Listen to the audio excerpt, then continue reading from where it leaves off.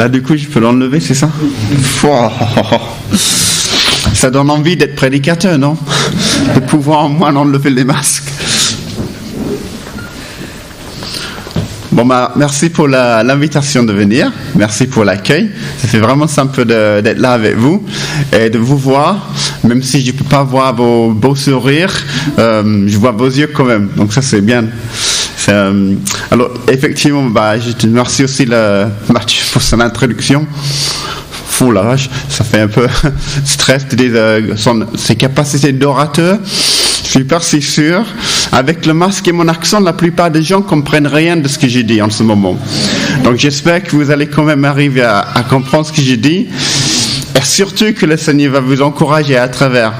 Donc j'aimerais juste qu'on prie de nouveau, parce que je veux vraiment que ce soit le Seigneur qui nous parle ce matin, qui nous fortifie, qui nous encourage.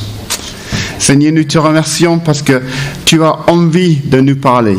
Tu as envie de communiquer avec nous, de nous transmettre ta force, ta joie, ta paix et ta grâce, Seigneur. Aide-nous à avoir les oreilles ouvertes, comme on a déjà dit, Seigneur, les cœurs ouverts de recevoir de toi. Peut-être malgré tout ce que je dis, ou peut-être parce qu'avec tout ce que je dis, que toi tu parles, Seigneur. Nous voulons vraiment que tu nous parles chacun à chacune dans la situation dans laquelle on se trouve. Tu nous connais parfaitement, tu connais nos vies parfaitement. Et nous avons besoin de toi. Alors Seigneur, par ton Saint-Esprit, guide tout ce matin pour que pendant tout ce culte, tu nous touches et tu nous encourages. Amen. Alors du coup, j'avais quelque chose que je voulais partager avec vous. Parce que c'est quelque chose que j'avais partagé il n'y a pas si longtemps à Laval. Et puis, cette semaine, Bob m'a contacté pour dire, tu es libre de choisir ce que tu veux, mais si tu veux, tu peux aussi te faire partie de notre programme à nous. Donc, il a dit, il paraît la semaine dernière, vous avez lancé une série sur les psaumes.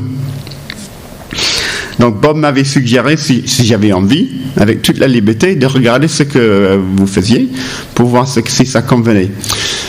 Et donc j'ai regardé, et en première vue, je dis, j'aime bien en fait ce troisième psaume, parce que ça colle avec ce que je disais il y a quelques semaines à Laval. Puis je réfléchissais, je lisais, et en fait, il y a quelques semaines à Laval, j'ai parlé des émotions, des sentiments que nous pouvons avoir, et l'importance de pouvoir exprimer nos sentiments en tant que chrétien, en tant que responsable dans les églises, et ce besoin d'exprimer aussi nos sentiments. Ce besoin de l'exprimer auprès de Dieu, mais aussi les uns aux autres. Et à ce moment-là, on réfléchissait à toute cette question de tout ce qui se passe en nous. Parce que parfois, on a peur de dire ce qui se passe. Et en ce moment, effectivement, il y a beaucoup de choses qui se passent avec tout ce qui se passe avec le coronavirus, mais non pas seulement, parce que la vie continue, les soucis continuent, le travail, ça continue, les difficultés familiales continuent. Alors, tout gérer, parfois, ça peut peser. Donc, on parlait de ça et aussi l'importance en tant que communauté de pouvoir s'écouter, de pouvoir entendre ce que les autres disent, sans forcément toujours apporter une réponse facile. Parce qu'en fait, parfois on a l'impression quand on veut partager quelque chose, qu'il y a une réponse toute faite qui nous envoie vers une verset ou quelque chose, mais en fait, les personnes en face n'écoutent pas. Donc je pensais partager ces idées-là avec vous, et puis en lisant ce psaume, je dis, ça parle bien des émotions, ça parle bien de besoin d'exprimer, mais il m'a rappelé quelque chose de plus. Que même dans toute cette idée, nous avons quand même en tant que croyants une arme formidable, une arme qu'on ne peut pas s'en passer, ce qui est la prière. Et même si je suis convaincu que tout autre à travers la Bible, Dieu nous invite jamais à cacher nos sentiments, on est beaucoup invités à prier Dieu et à révéler à Dieu et lui confier ce qui se passe à notre intérieur. Donc on va lire un peu le psaume ensemble et on va voir ce que le Seigneur a à nous dire par rapport à ces choses-là, par rapport à nos émotions, mais surtout par rapport à cette question de la prière. Alors, la prière, C'est juste une petite anecdote, ça ne va pas forcément vous apporter grand-chose, mais je vous le dis quand même. On a parlé tout à l'heure du fait que je suis venu en moto, et effectivement, ça fait que 6 mois que j'ai conduit en moto. Donc, il y a 6 mois, j'ai commencé à rouler en moto, et j'en rêve depuis que j'avais 18 ans. Donc, ça m'a pris 31 ans d'avoir une moto, et ça m'a beaucoup encouragé dans la prière. Parce que dès que j'ai commencé à mettre sur la moto, j'avais tellement peur que j'allais tomber, que j'allais glisser, que j'ai pris tout le temps. Chaque fois que je voyais en moto au travail, j'ai fait hyper attention, parce que j'ai quand même presque 50 ans, il ne faut pas que je tombe. Je n'ai pas les os et les muscles qui sont aussi fortes peut-être que quand j'avais 20 ans. Donc Seigneur, garde-moi, Seigneur, garde-moi, Seigneur, guide-moi, Seigneur, sois avec moi, Seigneur, fasse en sorte que les autres voitures me voient, Seigneur, Seigneur, je suis là. Donc c'est très bien.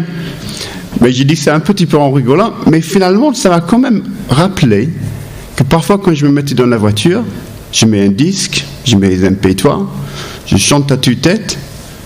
Mais en fait, maintenant, quand je roule la moto, j'ai beaucoup de temps de silence. Et je commence à me mettre plus à prier. Donc, en venant ici, j'avais le temps de regarder le beau paysage et aussi de prier et de dire à Dieu, peut-être un peu moins maintenant, Seigneur, protège-moi de la route, mais plus, Seigneur, merci pour tout ce qui va autour de moi. Merci que tu es avec moi. Je peux penser aux autres personnes. Et parfois, avoir ce moment c'est juste intéressant, parfois on a besoin d'un moment de silence pour qu'on puisse prier. Mais ça soulève quand même une idée de prière qui n'est pas forcément le moment de prière matinale, ou peut-être je vais lire ma Bible, ou le moment de prière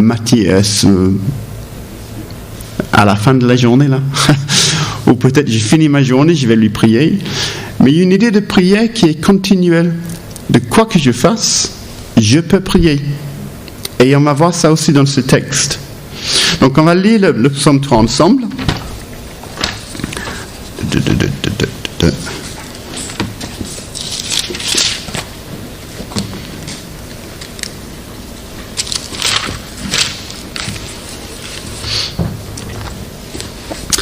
Alors, je vais sortir mes papiers.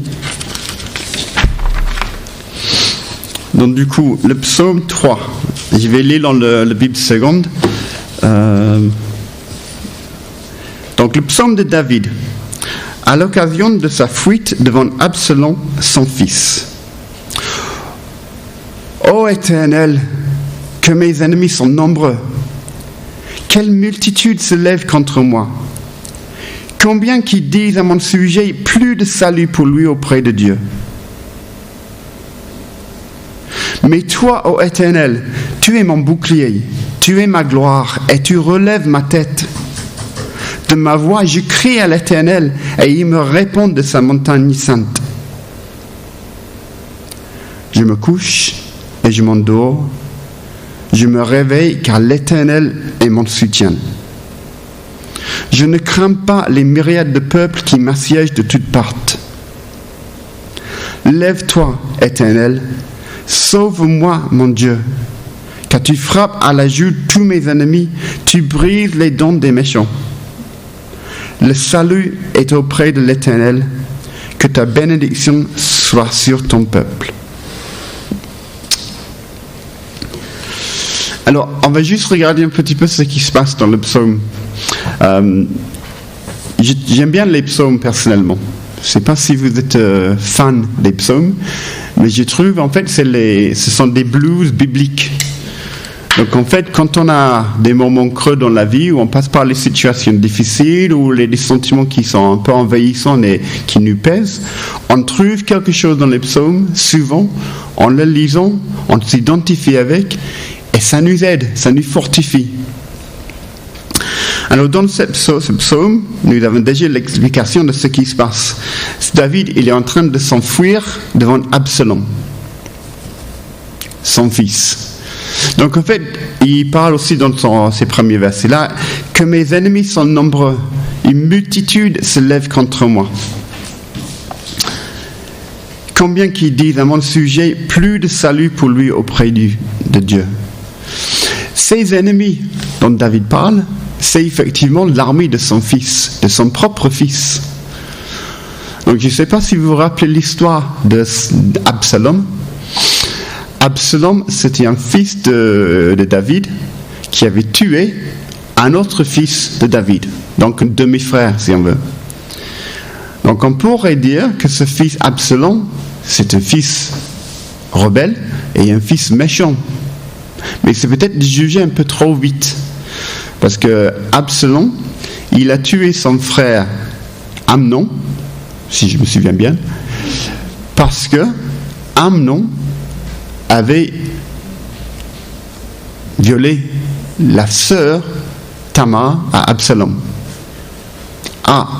La situation n'est pas si claire que ça en avait l'air. Absalom, rebelle, chasse David, mais il y a quand même une autre histoire avec Amnon qui a fait du mal à la sœur à Absalom et donc à Absalom. Mais pourquoi il en voudrait à David ? Parce qu'à l'époque où Amnon a fait ça, Absalom a fait connaître cette histoire à son père David, qui lui, il semblerait, n'a rien fait. David, cet homme selon le cœur de Dieu, ce grand homme de foi, la Bible nous dit qu'il fut très irrité. Mais on ne lit nulle part qu'il a fait quoi que ce soit. Ah oui, donc du coup, en fait, Absalom a vu se faire maltraiter sa sœur de manière quand même super grave. Et David, le roi, n'a rien fait. Bon, je comprends peut-être la colère et les émotions d'Absalom quand même, de vouloir se venger, de venger sa sœur, de faire vengeance. Elle dit, non, ça va pas. Ça ne va pas du tout. Alors même, Amnon, en fait, quand il a cherché à avoir une occasion de voir sa sœur en privé, David, parce que quand on lit les textes, David sentit qu'il y avait quelque chose, mais pourquoi tu insistes là-dessus ? Mais David n'a pas réagi. Il a laissé continuer les choses, développer les choses. Et en fait, on constate que David, il aurait peut-être pu faire autre chose. Il aurait peut-être pu agir autrement au début de cette histoire. Mais peut-être même avant. Parce qu'il y en a des gens qui suggèrent que les problèmes familiaux de David sont venus suite à ses erreurs à lui-même. Le fait que lui, il a fait tuer un homme pour avoir la femme de cet homme. Donc le fait que David, il ait eu des moments où il a fait des mauvais choix dans sa vie, ça a engendré quand même des conséquences qui ont fait en sorte que les rapports familiaux n'étaient pas si simples et qui ont peut-être engendré des situations où David ne savait pas trop comment répondre dans les situations. Et là, on trouve David en train de s'enfuir devant ce fils qu'il aimait, parce que si on voit la suite de l'histoire avec Absalom, David, il est tellement triste quand finalement ce fils, il trouve la mort, qu'en fait, c'est ses commandants et son armée qui disent il faut que tu te relèves quand même. Tout le monde s'est battu pour toi. Donc c'est quand même une situation compliquée, une situation familiale compliquée, mais qui finalement, ça dépasse David, j'y pense. Donc il est en train de s'enfuir physiquement et vraiment devant des ennemis physiques, mais je me demande s'il n'est pas aussi pourchassé par ses émotions, par tout ce qui lui tracasse dans la tête. Mais qu'est-ce que j'ai fait ? Qu'est-ce que je n'ai pas fait ? Pourquoi je n'ai pas agi autrement ? Pourquoi je me suis lancé dans des mauvais choix pour que maintenant je suis là dans cette situation-là ? Et je me suis dit que parfois nous on est un peu comme ça aussi. On peut avoir effectivement des situations compliquées physiquement.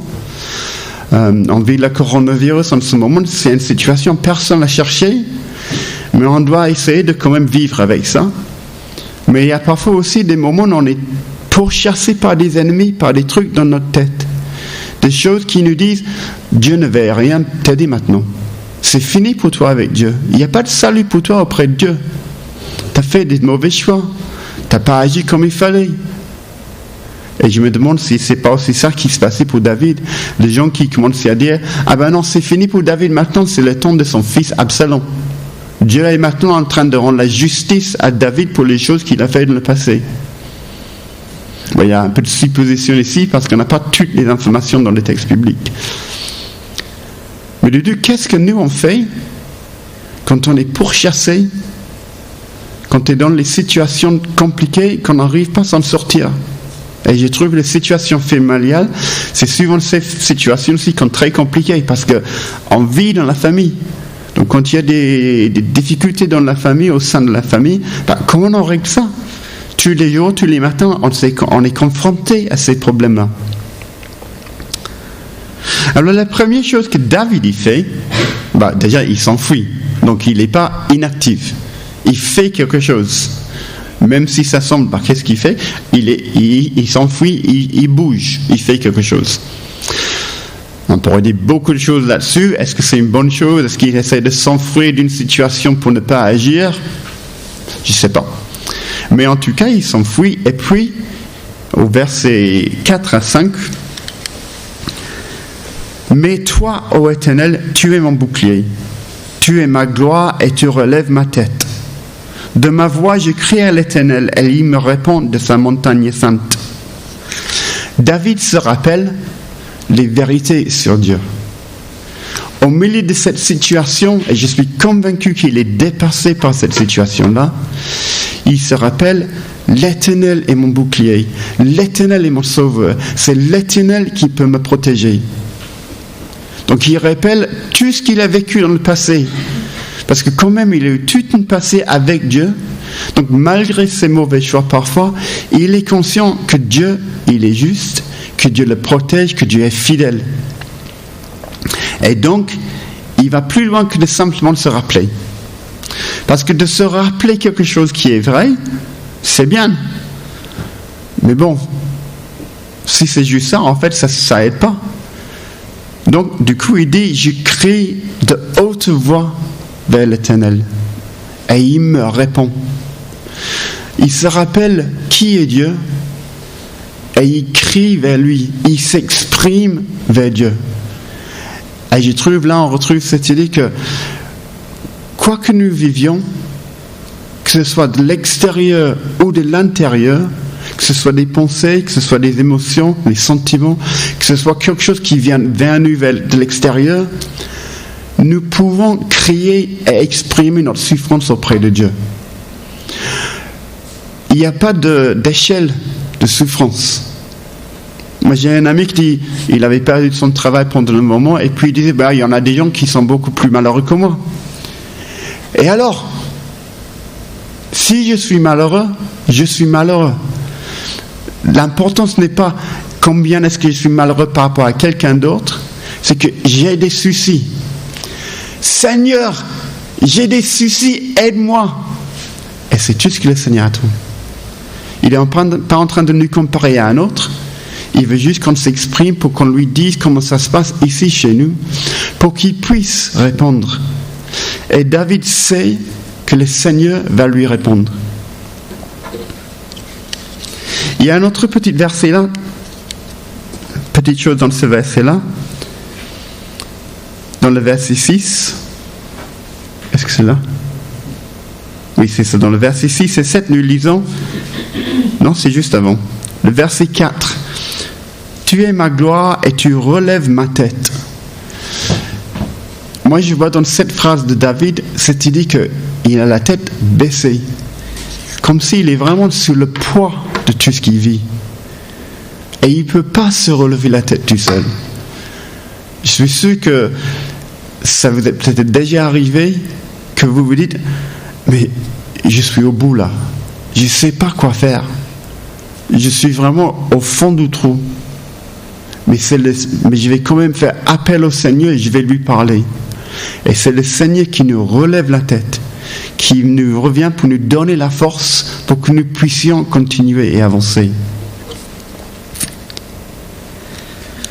Dans les versets suivants, je me couche et je m'endors, je me réveille car l'Éternel est mon soutien. Juste là, juste ce verset-là, verset 6. Comment est-ce que David se couche et s'endort? Comment est-ce que vous vivez des moments que vous êtes assiégés, quand vous êtes pourchassé par des difficultés. Vous trouvez le sommeil facile? Moi, je sais que quand moi je suis stressé, le sommeil ne vient pas. Quand je suis angoissé à cause d'une situation, ça travaille tout le temps. Et on ne peut pas s'endormir. On ne peut pas trouver du repos. Donc je me suis posé plusieurs questions. Mais qu'est-ce qui se passe ici pour David? Qu'est-ce qu'il est en train de dire? Moi j'ai 3 solutions possibles pour juste ce verset-là. Et je ne peux pas dire laquelle c'est la version juste. David se couche et s'endort dans l'inquiétude et dans la peur. Il se couche, mais finalement il arrive à s'endormir, mais il est quand même inquiet. Il craint ses ennemis, il craint la suite. Mais grâce au soutien de l'Éternel, il se réveille. Dieu lui aurait protégé pendant la nuit de ses ennemis. Donc alors que David ne pouvait rien faire, il a dû se confier au Seigneur pour sa protection. Peut-être c'est ça. Sinon, David se couche et s'endort dans la crainte, dans la souffrance, c'est peut-être dans le désespoir. Je me suis enfui, mais les ennemis me pourchassent toujours. C'est la fin là. Je ne vais pas me réveiller. Et encore une fois, grâce au soutien de l'Éternel, il a pu se réveiller et se lever. Parce qu'en fait, c'est le soutien de l'Éternel qui lui donne le courage de faire face à cette nouvelle journée. Parfois, il y en a qui passent par des moments tellement difficiles qu'une fois qu'ils arrivent à s'endormir, quand ils se réveillent, j'ai pas envie de sortir de mon lit là. Franchement, à quoi bon? Je vais sortir de mon lit pour avoir encore plus de soucis, encore plus mal, donc autant que je reste ici. Et on peut sombrer aussi dans les dépressions à ce moment-là. David, c'est Dieu qui lui donne la force de dire non, je vais quand même me relever, je vais quand même avancer, je vais quand même persévérer. Donc il y a un sens que David il fait appel au Seigneur, à l'Éternel, pour qu'il ait cette force de continuer tout simplement. Ou c'est peut-être une autre chose. On a lu dans le verset 5, « De ma voix je crie à l'Éternel, et il me répond de sa montagne sainte. » C'est peut-être puisque Dieu a répondu à David, qu'il est convaincu que Dieu lui a répondu, qu'il peut trouver le sommeil. Parce que finalement, il arrive à la fin de la journée, tout tracassé, toujours pourchassé, mais il a communiqué, il a discuté avec Dieu, il a vraiment continué jusqu'à ce qu'il ait vraiment convaincu. Le Seigneur tient ça en compte, le Seigneur il est actif, c'est réglé. Et du coup, il y a une paix qui s'installe chez lui, qui lui permet de s'endormir, de se reposer et de se réveiller pour poursuivre. Donc c'est encore cette même idée que c'est le soutien de l'Éternel qui lui apporte cette paix, ce repos dont il a tellement besoin. Je ne sais pas laquelle est tout à fait juste dans cette histoire. Je vous laisse les soins de décider pour vous-même lesquels David est en train de dire, et peut-être de chercher dans d'autres parties de la Bible qu'est-ce qui se passe quand on prie. Mais en tout cas, les toits peuvent se faire juste. Parce que les toits, Dieu, il est toujours présent. Dans le verset 7, juste après il se réveille, il dit « Je ne crains pas les myriades de peuples qui m'assiègent de toutes parts. » Le lendemain matin, les ennemis sont toujours là. La situation n'a pas changé.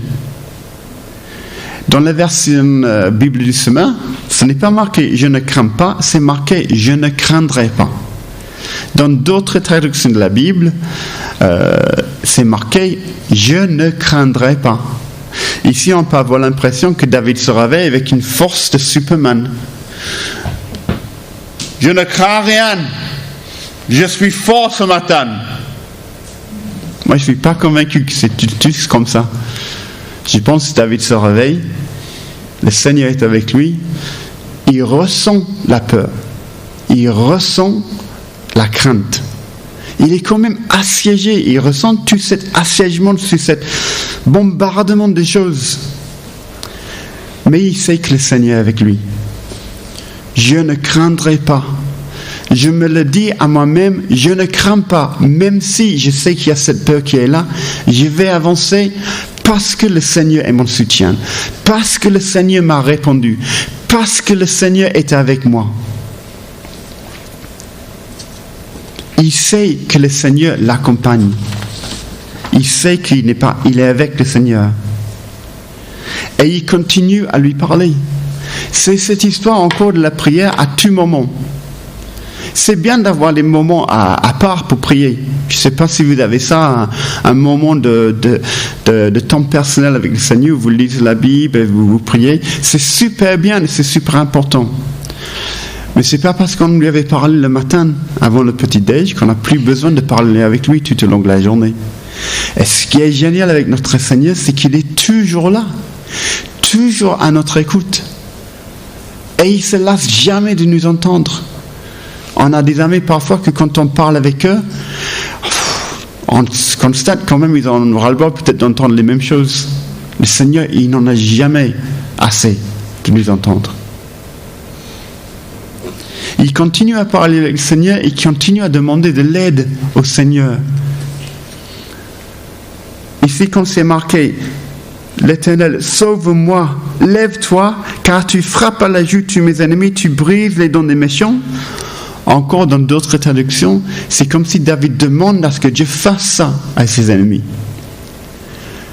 Et moi, quand j'ai lu ces textes-là, ça me fait dire, effectivement, quand je suis tracassé par des choses en moi, les accusations qui viennent de mon propre cerveau ou de mon propre cœur, ou peut-être de l'ennemi, j'ai envie de dire, Seigneur, fais taire toutes ces accusations qui me font peser la culpabilité sur moi, qui me rappellent à chaque fois mes erreurs. Fais-les taire. Et je trouve que c'est juste intéressant que dans ce texte-là, il dit de frapper la joue et de briser les dents. La partie où ils peuvent se prononcer. Les parties, et on est peut-être retourné vers les deux versets, premier verset, où ils disent, les gens disent à mon sujet, plus de salut pour lui. Ces paroles qui lui blessent, qui lui enfoncent, qui lui fait craindre et avoir peur. Et là, il retourne la situation, Seigneur, fais taire ces voix pour que je puisse te faire confiance, pour que je puisse avancer avec toi.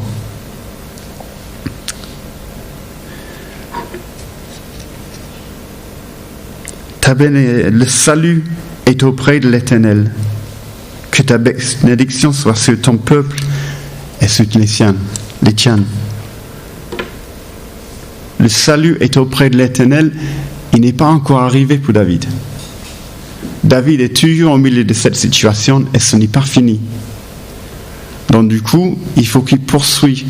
Il faut qu'il persévère. Et nous, peut-être, nous vivons des situations parfois hyper compliquées et hyper lourdes où on ne voit pas d'issue. Mais le Seigneur veut nous accompagner, il veut nous donner sa paix, il veut nous donner sa force pour pouvoir traverser ces situations. Ça ne va pas les changer peut-être forcément tout de suite. On aurait tellement aimé que si toute l'Église commençait à prier que le coronavirus disparaîtrait de la terre. Ce n'est pas le cas. Il y a des situations on a vécu, que vous avez vécu en église, nous on a vécu à Laval, que tu dis, Seigneur, fais en sorte que ça se règle. Et ça ne se règle pas tout de suite. On continue dans une situation qui est compliquée, difficile à gérer. Mais malgré la situation, le Seigneur veut nous donner la force. Il veut nous donner le pouvoir, la puissance de pouvoir continuer à persévérer. Et il veut vous le donner ce matin. Je ne vous connais pas tous, je ne sais pas de tout ce que vous vivez dans notre vie. Je ne sais pas si vous avez des gens avec qui vous pouvez parler quand les choses ne vont pas ou pas. Mais ce que je peux vous dire, c'est qu'aujourd'hui, le Seigneur veut vous écouter. Il veut que vous lui disiez la vérité. Si vous avez peur, il veut que vous lui dites « j'ai peur ». Si vous êtes dans un moment de déprime, de dépression, il a envie que vous lui dites. C'est simplement, Seigneur, j'en peux plus là. Si vous êtes triste, il a envie que vous lui dites, Seigneur, je suis triste à mourir. Parce que le Seigneur n'a pas peur de nos sentiments. Il n'a pas peur de tout ce qu'on peut vivre. Il a envie de venir nous aider, nous soutenir, nous consoler, comme il a fait avec David. Il a envie de nous aider à surmonter nos situations, à traverser les situations, pour que, enfin, comme avec l'histoire de David, on arrive quand même à avoir un moment vraiment de paix, où peut-être la situation est réglée. Et si la situation ne se règle pas sur cette terre, il nous donne quand même une éternité où tout sera réglé avec lui. Mais en attendant, il est toujours là, prêt à nous écouter, prêt à être avec nous. Moi, ce psaume m'a rappelé l'importance de la prière. L'importance vraiment de, même si je peux parler avec plein d'autres personnes, de ne pas oublier de parler avec le Seigneur, de nous confier nos vies à lui. Alors j'aimerais vous encourager aussi de confiez-vous au Seigneur. Parle-lui dans tous les temps, dans toutes les situations, dans toutes les circonstances. Et laisse-lui vous encourager et vous fortifier pour ne pas se faire noyer par parfois les sentiments négatifs et destructrices qui peuvent nous envahir. J'ai fini. Donc je vais m'arrêter et je vais passer la parole à Mathieu.